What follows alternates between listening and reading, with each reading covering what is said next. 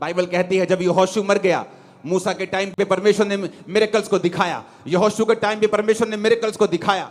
जब यहोशू मर गया तो यहोशू के साथ जो पीढ़ी जिसने प्रभु के काम देखे थे वो भी मर गई।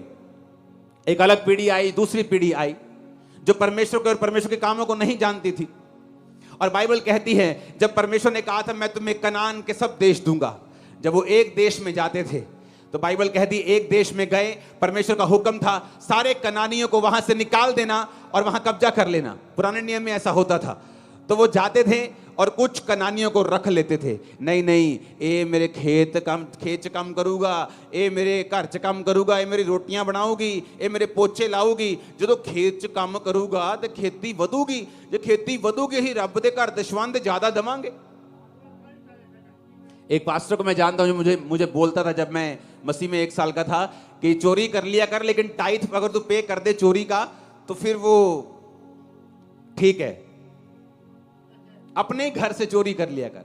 इमेजिन करो लोगों का मेंटल और स्पिरिचुअल लेवल कहां पर बसता है।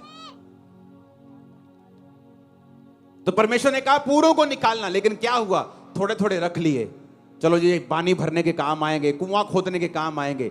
धीरे धीरे धीरे क्या हुआ, जब वो लोग मर गए और अगली पीढ़ी पैदा हुई, वो उन्हीं के देवताओं की बाइबल कहती उपासना करने लगी। अपनी किसी की लव मैरिज हो गई कि काम करता है लेकिन उसकी बेटी सुंदर है, लव मैरिज हो गई, उसके बेटे से लव मैरिज हो गई, लिखा उनमें शादियां होने लगी, उनके देवताओं की वो उपासना करने लगे।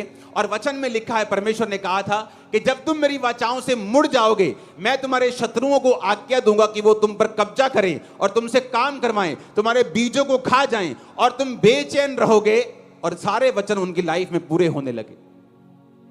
रीजन ये कि परमेश्वर की आज्ञा को माना नहीं।